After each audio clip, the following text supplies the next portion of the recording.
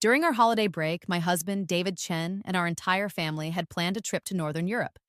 However, just before we were supposed to leave, David showed up with his first love, Jessica Lee. That was the moment I realized he had never bought a ticket for me. With a sweet but obviously fake smile, Jessica said, "David, how could you be so careless? How could you forget her ticket?" Then she turned to me with a mock suggestion. "Why don't I give my ticket to her instead?" I smiled calmly and replied, "No need, I can afford my own. You two go ahead." I was done playing the part of the polite wife.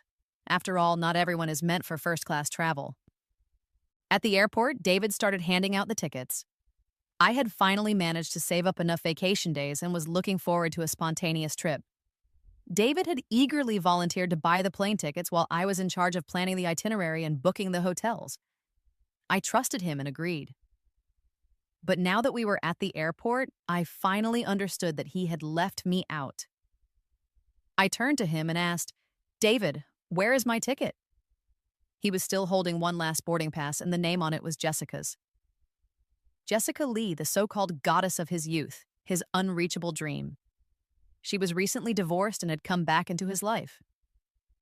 David paused, clearly flustered. I must have forgotten." Jessica walked over with her suitcase and a bright smile. "David, are we ready to board?" She was wearing a playful sundress that flattered her figure. David's face turned red just looking at her. I crossed my arms. "David, what is this supposed to mean?" He stammered, "Well, Jessica hasn't been doing well since her divorce. I thought a trip might cheer her up. In all the rush, I just forgot. I didn't mean to." I nearly laughed out of disbelief. So he remembered her ticket, but forgot mine. "David, you—" Before I could finish, my mother-in-law interrupted impatiently.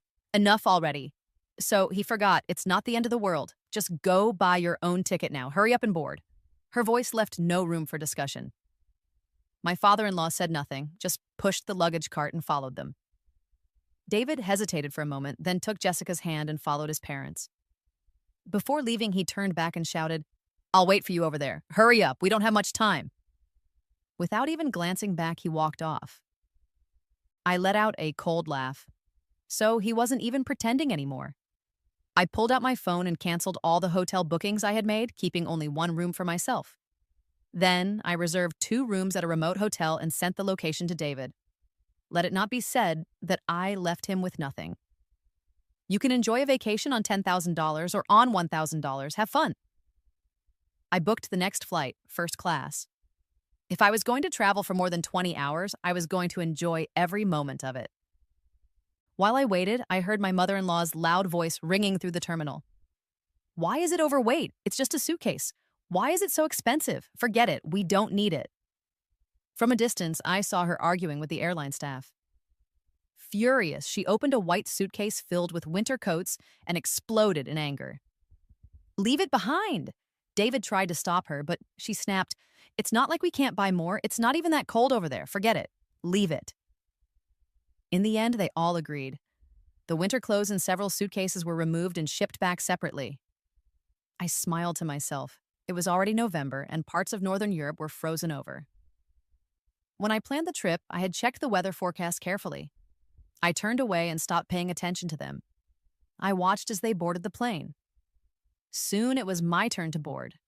Before, I used to pinch every penny to save money, but now, without David and his family, I wouldn't deny myself comfort. Over 20 hours later, I stepped off the plane, looking refreshed. The driver was already waiting for me at arrivals, and at the same time, I saw David and his group as well. After a full day and night of flying, David, his parents, and their companion finally arrived, looking utterly exhausted. The language barrier was a small matter. What truly hit them was the biting cold wind that greeted them the moment they stepped off the plane. Their faces turned pale in an instant. They rushed back into the airport building, shivering, and looked around only to find that there were no duty-free shops in sight. Clearly, David's mother hadn't anticipated this, and I hadn't mentioned it either. After all, not every airport offers duty-free shopping. Besides, the winter coats they needed had already been sent elsewhere. David couldn't hold back his frustration. He muttered, "Mom, this is your fault. You're the one who said it wouldn't be cold. You made us take all the coats out of the bags."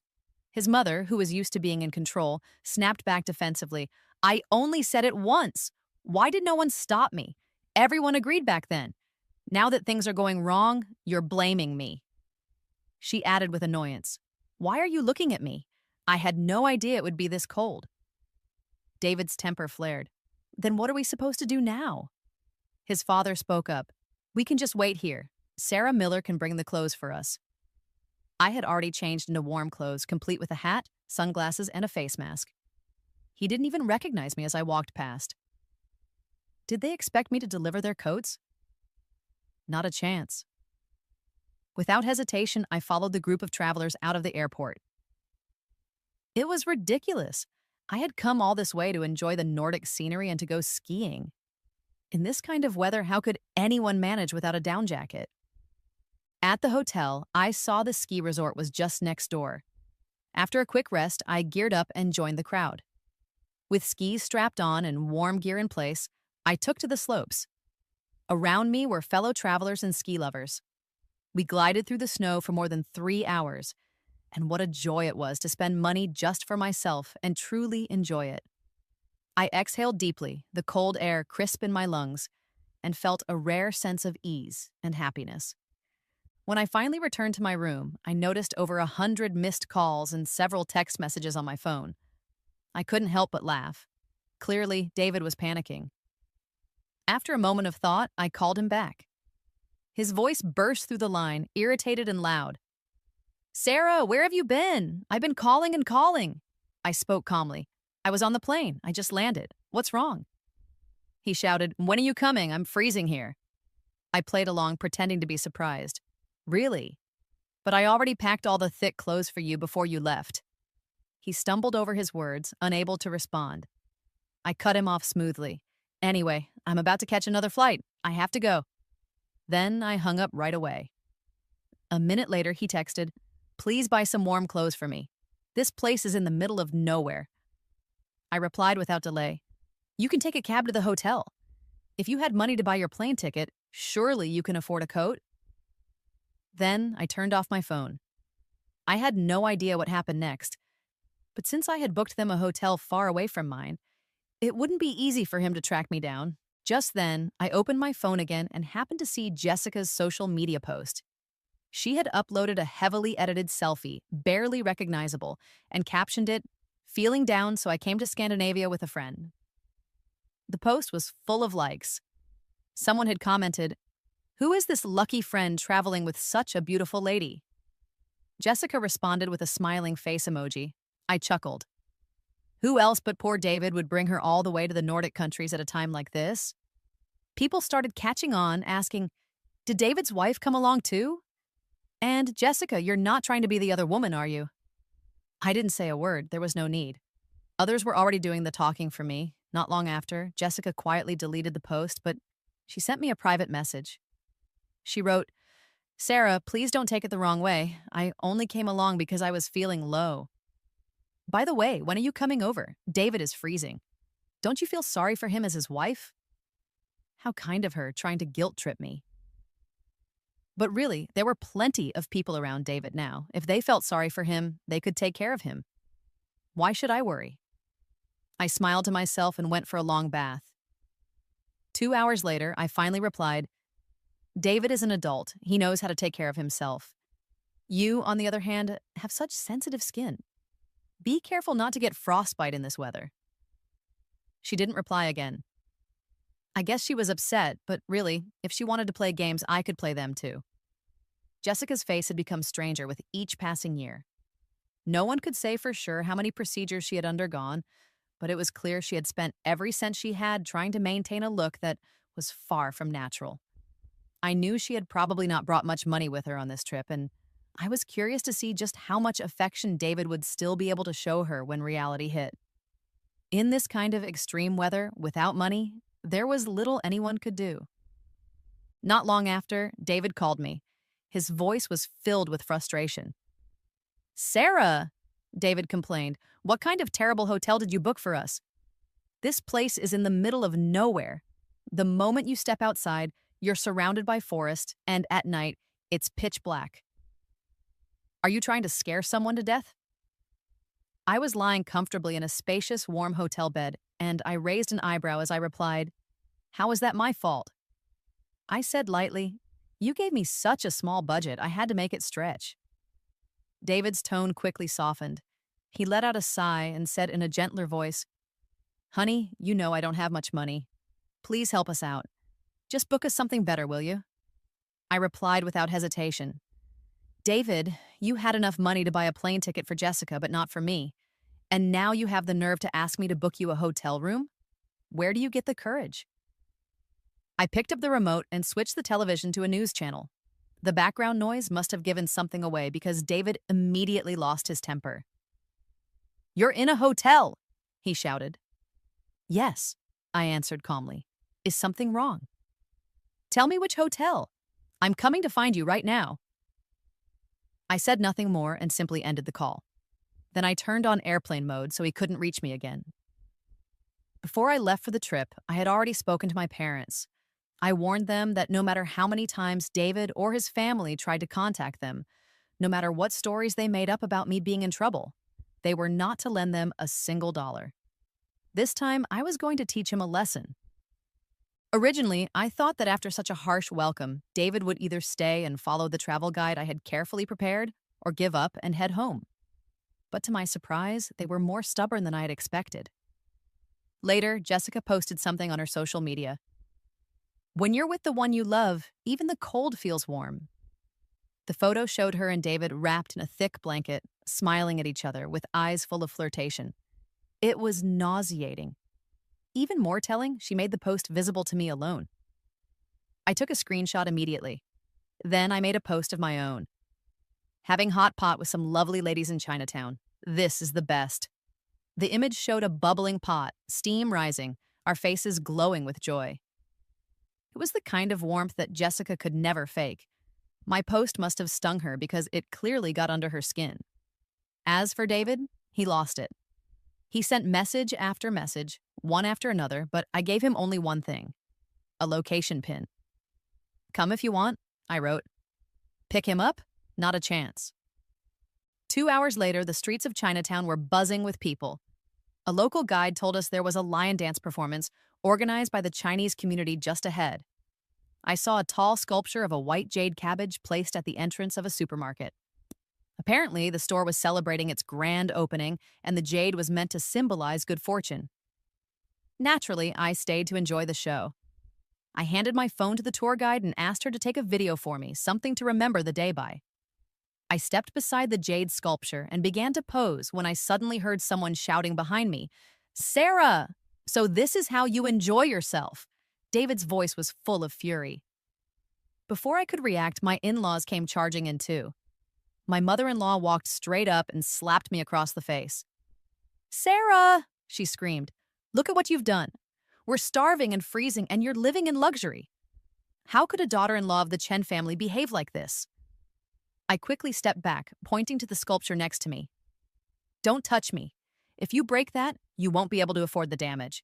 And remember, we're not back home. Don't embarrass yourselves here." Hearing that, my mother-in-law grew even more enraged. The idea that I had challenged her authority was unbearable to her. "Don't try to scare me," she snapped. "It's just a rock. What do you mean I can't afford it? I'm going to teach you a lesson today, you ungrateful woman." She lunged at me, raising her hand to strike again. David tried to grab me too, his face twisted in anger. Seeing the man I once trusted so full of rage, something inside me turned cold. I didn't even think. I kicked out hard, hitting him squarely below the belt. He doubled over in pain, and I twisted away just in time. My mother-in-law, unable to stop her momentum, stumbled forward and crashed to the ground. Around us, drums and cymbals were ringing out from the lion dance, but her scream pierced through all the noise. Then came a loud, crashing thud. Everyone turned to look. The moment the display case shattered and vegetables rolled across the floor, the store owner's face turned a sickly shade of green. But my mother-in-law, completely unaware of the chaos she had caused, scrambled to her feet and lunged toward me with fury in her eyes. Before her hands could even reach me, several people stepped in and pinned her to the ground. Let me go, she shouted, thrashing. Do you even know who I am? I looked down at her, the corners of my mouth curling into a cold smile. They may not know who you are, I said calmly, but they are about to find out. You are now their biggest debtor. Her eyes widened in disbelief. Debtor? What are you talking about? Without wasting another word, I called the police. After all, this entire scene started because of me, and today of all days was supposed to be the grand opening of this small shop. I had no idea whether the cabbage she had knocked over was authentic or not, but it had clearly been imported, and that alone would not have been cheap. Now it was crushed on the floor, along with the shattered display. The owner immediately contacted the head of the local Chinese community, and soon a crowd gathered around my mother-in-law and her companions. David rushed over, clearly panicked, and called out, "Sarah, what are you doing?" My mom was just upset. "Do you even realize how far the hotel you booked is? We were freezing out there." I looked at him, saw the concern on his face, and gave a short, bitter laugh. "So what?" I said sharply. "I booked the hotel. I wrote the travel guide. You bought a plane ticket for another woman and left me alone at the airport. And now you have the nerve to lay a hand on me? I prepared down jackets for all of you, but you refused to bring them, and now you blame me. Your entire family has spent my money like it meant nothing, treated me like I was nothing, and now you hit me. David, what gives you the right?" The surrounding crowd, mostly older locals, quickly caught on and started chiming in. A white-haired woman asked in disbelief, "Did she just say this is her husband?" Another woman added, "Why would you stay with a man like that?" And his mother, "She's something else." A kind older lady stepped forward, putting herself between me and the others, then turned toward David and his mother and scolded them fiercely. "This young woman was so polite to us earlier. She's not someone who causes trouble. You abandoned her and now have the nerve to blame her." "Exactly. Left her behind and still expect her to be grateful. And at that age, how do you not know better? Hitting people like that? Do you not realize this is a foreign country? You're a family of leeches. You've embarrassed yourselves in front of the whole world." My mother-in-law, flustered and unable to handle the verbal attacks, puffed out her chest and started shouting with arms akimbo, "Mind your own business. She's my daughter-in-law and I can discipline her as I please. She belongs to the Chen family. If I want to hit her, I will. I don't need to pick a special day for it. Her money is our Chen family's money. Whatever she earns belongs to my son, and my son can spend it however he likes. And what's wrong with other women? That just means my son is capable." Her words ignited the crowd's fury, and everyone started yelling back at her. The store owner stepped forward, his voice firm, "If you don't pay for the damages, you can leave a leg behind instead." Faced with the growing anger around her, my mother-in-law began to shrink. When the police arrived and started asking questions, David and his mother tried to explain themselves, but she didn't understand a word. She just kept repeating the same line. "It was not on purpose. It's just a pile of vegetables. How much could it possibly be worth?" The police were not impressed. They gestured for her to calm down, but instead she tried to push one of them. That was the final straw. With a swift motion, the officer flipped her to the ground, pinning her down with practiced ease. The crowd erupted in cheers. David's face turned pale, realizing things had gotten out of hand. He tried to speak to the police in broken English, but it was too late. The officers, not interested in excuses, took them all into custody. Only then did my father-in-law start to panic. "Sarah," he pleaded, "your mother-in-law didn't mean it. Please go explain to them." I looked at him without emotion. "You embarrassed yourselves in a foreign country, and now you want me to help? I will, but only if you sign the divorce papers. Whether the store owner forgives you or not, that I can't promise." I had made up my mind. What happened today was not just a one-time event. I knew now, without a doubt, that David and Jessica had been entangled in more than just this. A friend of mine reached out to me in a hushed tone. She said, "Sarah, I know you're not that kind of person, but the whole thing has already spread online. Even the fight you had outside. Just be careful." I worked in international trade, and many of my clients followed my social media updates. The moment she said that, I understood immediately. This was no accident. Someone was trying to humiliate me on purpose. What started as a personal family issue had now been twisted and broadcast as an international scandal. I asked my friend to help me trace the IP address of the person who had posted about it. At the same time, I made a public announcement on my page, declaring that David and I were getting divorced and made it very clear that it was because he had cheated. The post quickly drew a flood of comments. I went through them one by one and deleted anyone who tried to defend David. My contacts list got a thorough cleanup that day. Thankfully, many friends understood and supported me. Some even offered to introduce me to good lawyers. I thanked them all and filed a police report. I wanted them to know I was not alone. It was during this time that David reached out to me. The police had followed the digital trail and identified the original poster. It was Jessica.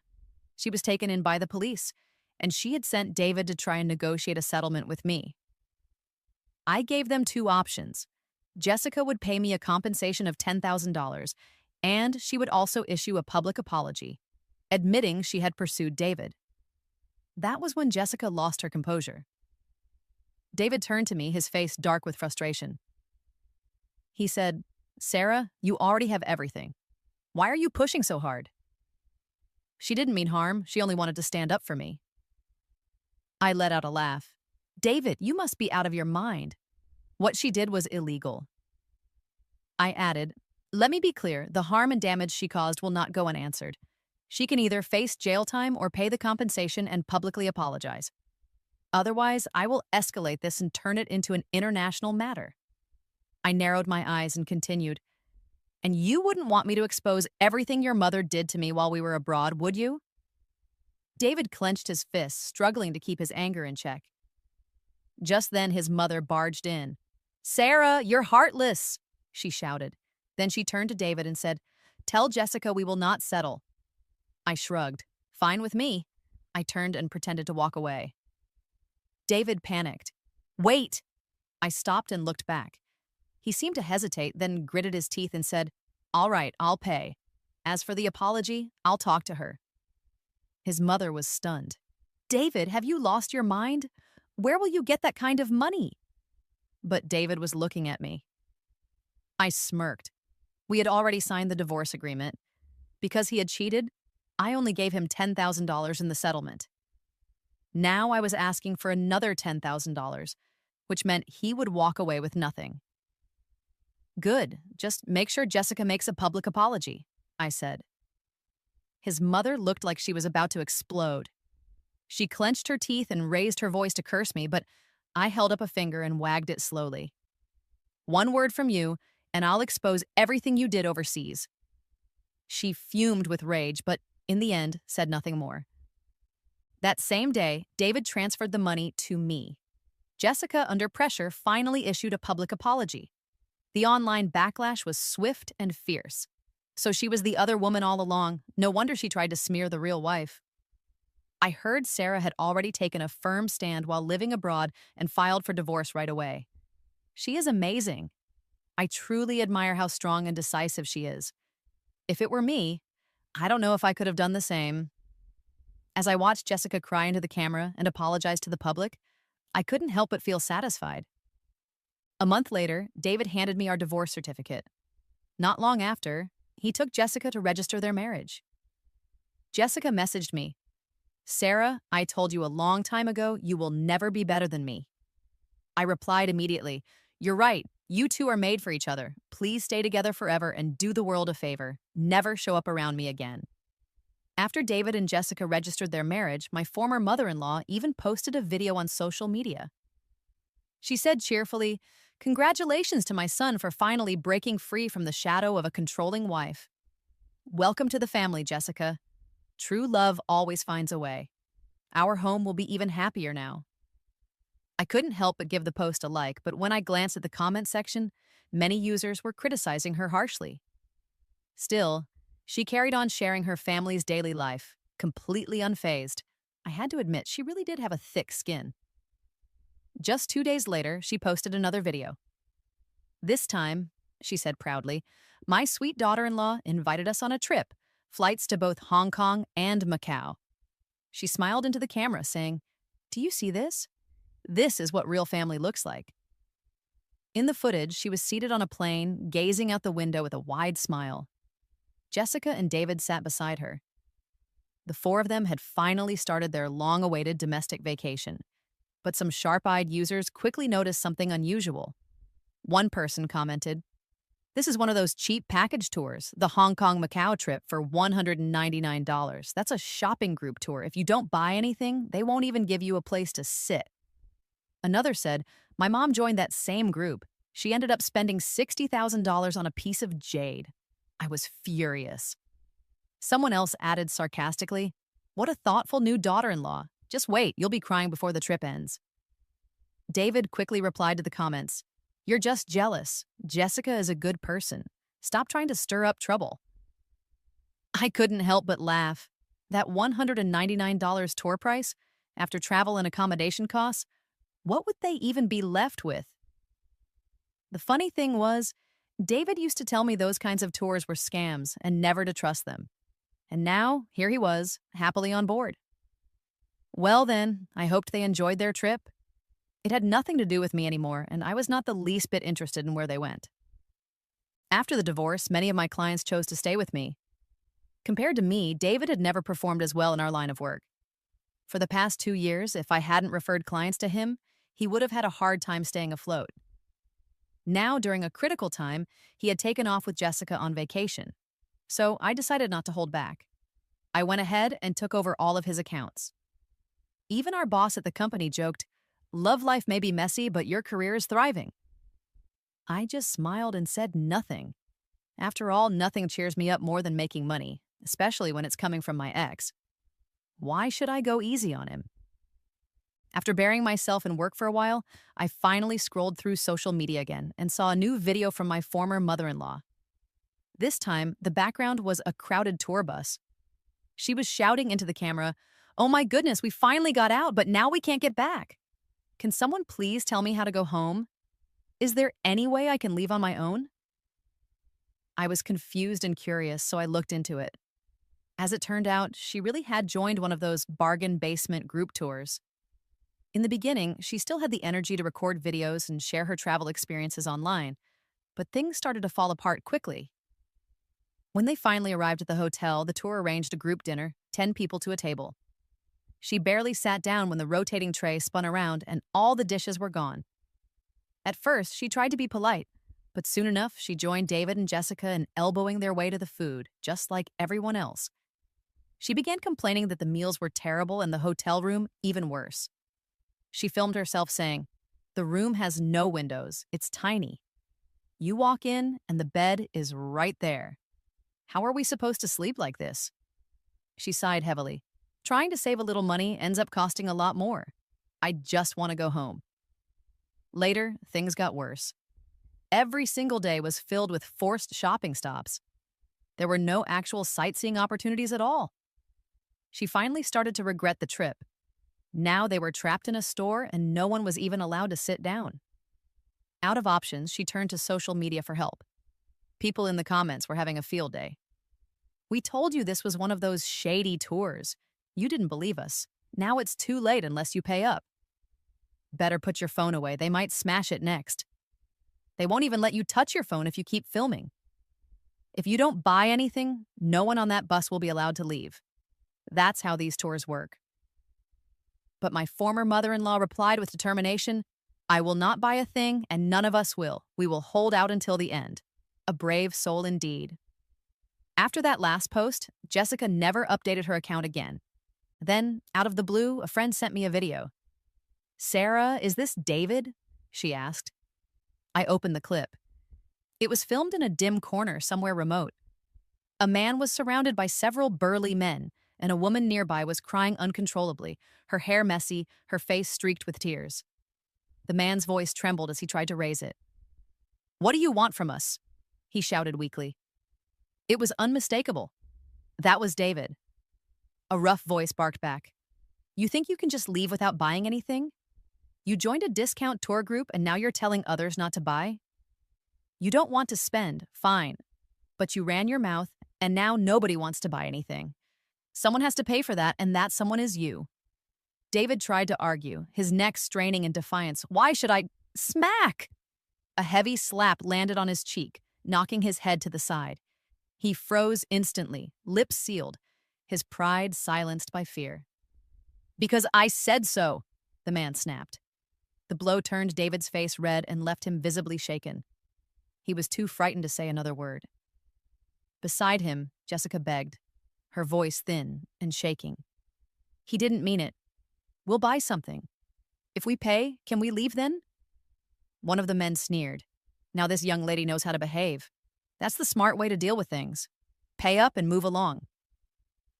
The video ended with David being dragged away and Jessica's panicked scream echoed in the background. I had no idea what happened after that, but the fact that the video had gone public meant they had made it back. I messaged my friend. "That really is David. Where did this come from?" She sounded thrilled. "It's from a friend of mine in the travel business. Everyone in their circle has seen it by now." Then she added, "You know what? The tour guide and Jessica were working together. For every elderly person Jessica brought onto the trip, she earned $60. 60! And these are budget tours. Do you know how little they cost overall?" She continued, almost laughing. Jessica pocketed the commission and then shoved her in-laws onto the tour while she went off with David to count money. But David, that fool, actually convinced his parents not to buy anything. You know how sharp his parents' tongues are? They ended up getting beaten badly. I sat in silence, letting it all sink in. I never imagined Jessica would go that far, profiting off unsuspecting seniors, including David's own parents, and then turning the trip into a scam just to make a few bucks. And David, instead of lying low, he stirred up trouble inside the group. Between her tricks and his arrogance, they spent nothing and walked away thinking they had won. But the tour organizers were not about to let that slide. The next time I saw David, it was in a hospital. Our company had scheduled physical checkups, and I was waiting in line when I spotted him. He was in a wheelchair, his face bruised and swollen, one arm in a sling. It was clear something had been broken. When he saw me, his lips moved quickly, and he signaled the nurse to bring him over. His eyes were wet with tears by the time he reached me. "Sarah," he whispered. I gave him a small nod. "Do you need something?" "You came to see me?" he asked hopefully. "I knew it. I knew in the end you were the only one who still cared." I smiled. "You misunderstood. I'm just here for a checkup. Whatever is going on with you, it has nothing to do with me." David's expression darkened. "Sarah, I regret everything. Jessica, that woman, she's—" I raised my hand, cutting him off. "Enough. What she is or isn't is your business. You chose her. She was your perfect dream, remember? So no matter how bad she is now, you have to live with it. Just don't drag anyone else down with you." He froze. My words seemed to strike him harder than the slap from earlier. His cheeks flushed red. "I'm sorry," he said, his voice low. "I know I hurt you, but I really do regret it. Can we try again? I promise I'll never betray you again." Then came the ultimate excuse. "She seduced both of us, me and Jessica. It was all her doing." Even now, he tried to lay the blame at Jessica's feet, acting like he had been trapped or tricked. If Jessica ever found out, I could only imagine the storm that would follow. I felt a wave of disgust rise in me and said nothing. Seeing my silence, David's eyes lit up with hope. He reached for my hand and said eagerly, "You're willing to forgive me, right?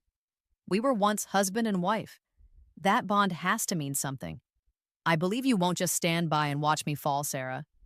He added, trying to sound sincere. "Let's get back together. We can rebuild everything. I'll help win those clients back. You have no idea how bad things are for me right now. My sales have plummeted. People are calling me a fool, saying I have no judgment. I accept all of it. Let's start over, please." He wouldn't let go of my hand. I had reached the end of my patience. Without a word, I pulled my hand free, took out a tissue, and wiped each of my fingers one by one before throwing the crumpled tissue in his face. "You don't have a mirror? Then at least find a puddle and look at yourself. Look at what you've become. No ambition, no savings, nothing but an old house to your name. You think you have a future? I must have been out of my mind to fall for a man who betrayed me. Trash belongs in the trash. You and that woman deserve each other. So stop bothering decent people." I turned on my heel and walked straight into the medical office, shutting the door behind me and leaving him outside. When I came out after my appointment, David was gone. Someone said he had looked heartbroken when he left. Just as I was preparing to leave the building, a voice shouted, "Someone is trying to jump." I looked up. On the rooftop, I could see two people arguing and pushing each other. It was David and Jessica. Police officers arrived, and paramedics rushed to clear the area. I didn't stop. I turned away and left. Later that evening, I saw David on the news. He was screaming at Jessica, accusing her of ruining his life before pushing her off the roof. Luckily, there was an air cushion set up below. Jessica survived, but she fractured her spine and was paralyzed for life. Soon, someone online exposed more details. While they were abroad, Jessica had gotten into a fight with the hotel owner over poor accommodations. It turned out she had slept with the owner. David had found out and, out of jealousy, got into a physical fight with the man and was beaten up. Now I understood the bruises I saw on David's face when we met overseas. I hadn't asked back then, but now the pieces fit together. And even after all that, they still chose to stay together after returning home. I suppose that's what people call true love. I had nothing to say about it. I only knew one thing. I never wanted anything to do with David again. Because of David's unstable behavior, and since they were legally married, the Chen family applied for a psychiatric evaluation on his behalf. As for Jessica, she broke down completely after waking up and realizing she would never walk again. Her parents sued David for a huge sum in damages, but he had no money. His parents sold their old house to help, but it was far from enough. Both families became entangled in legal and emotional warfare. David refused to divorce Jessica. He promised to take full responsibility and care for her for the rest of her life. With no better option, Jessica's family eventually gave in.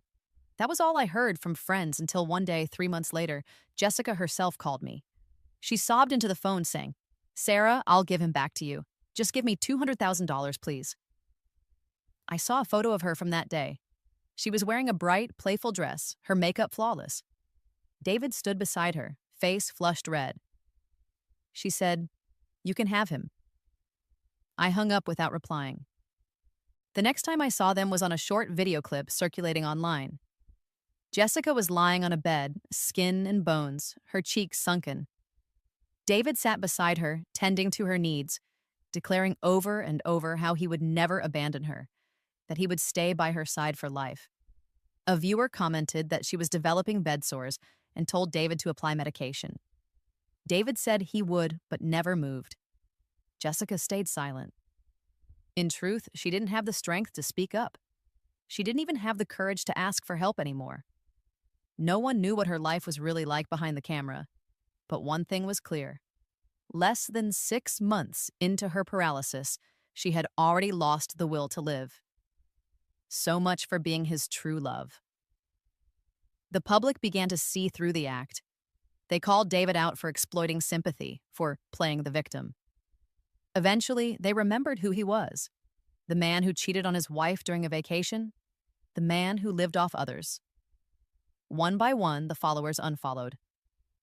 I looked at the video of Jessica. Her eyes were blank, devoid of light, as if she had already given up on living.